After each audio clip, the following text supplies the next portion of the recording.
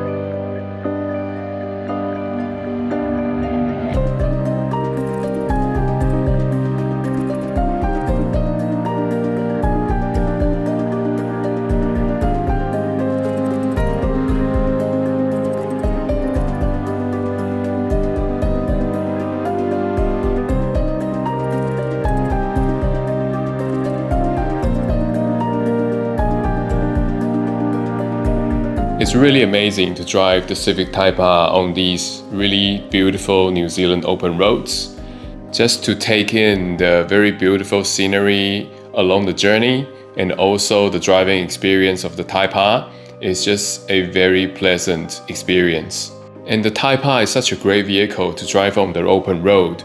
It's so engaging and handles so well, makes you want to keep on driving, and it's just so addictive. It's also really pleasant to be able to meet all these Type R owners, have a cup of coffee at the destination and chat with them about their cars, hear their stories. It's just a very fun day. So hopefully you enjoyed this video with the nice scenery and some of the driving footages. Hope to see you next time. Bye!